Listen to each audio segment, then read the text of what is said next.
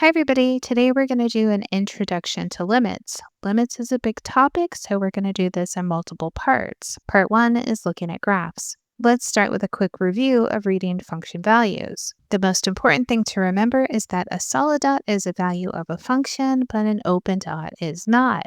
We'll start by finding the value of f of 8. To find f of 8, we go to 8 on the x-axis and we read up to find the y value, which is 4. If we want to find f of 1, we'll go to 1 on the x-axis and read the y value, which is 1.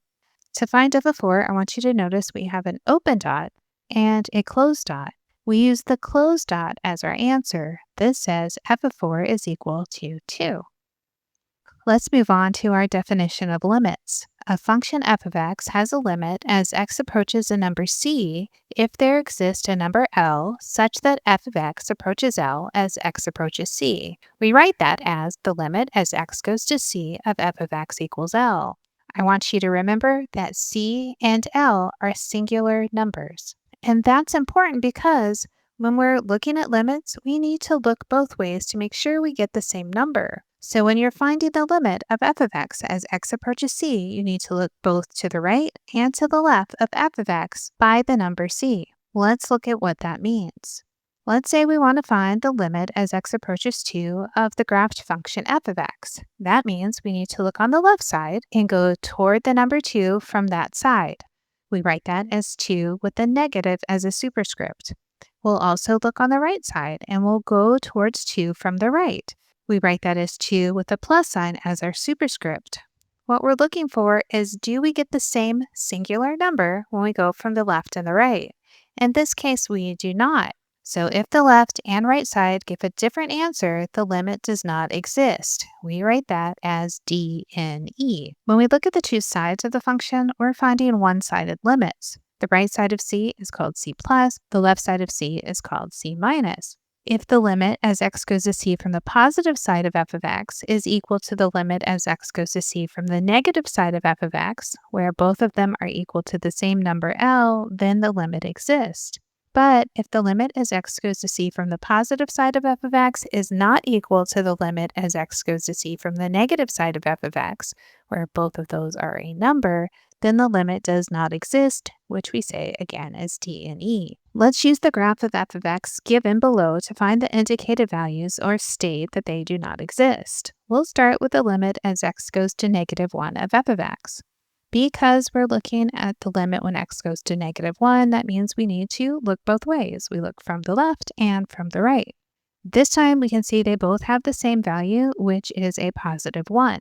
If we just look at the function value, f of negative 1 is equal to positive 4. The limit and the function value do not have to be the same. They might be, but it's not required.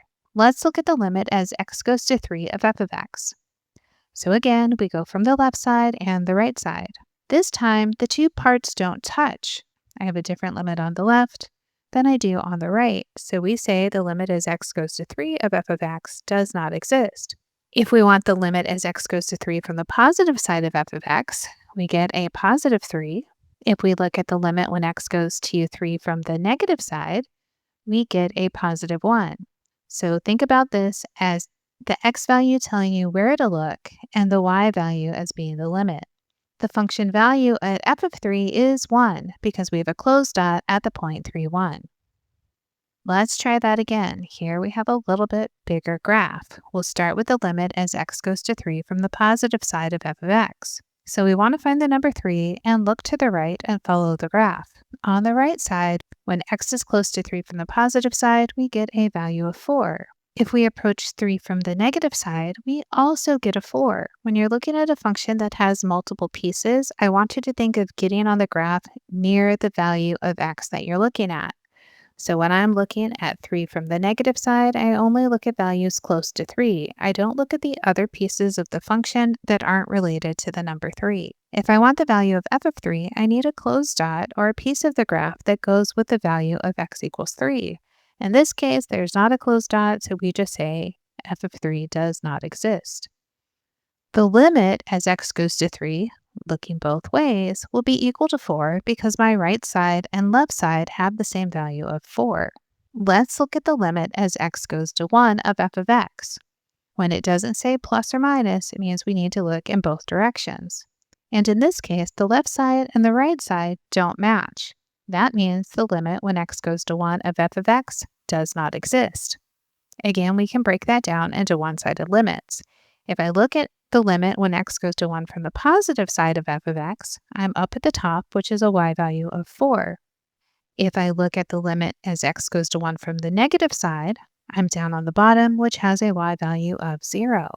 Notice the closed dot at 1, 0, which means my function value, f of 1, is also 0. Now let's look at the limit as x goes to negative 3 from the negative side. So I find negative 3 on my graph, I come from the left side, and it puts me at the y value of 1. If I look at the limit as x goes to negative 3 from the positive side, I'm following the graph on the right side, which puts me at a y value of negative 2. Because these two values don't match, the limit as x goes to negative 3 of f of x does not exist. Finally, f of negative 3 is this closed dot at negative 3, negative 1, which says the value is negative 1. Remember when you're finding limits to look both ways to make sure the values match before you give your final answer.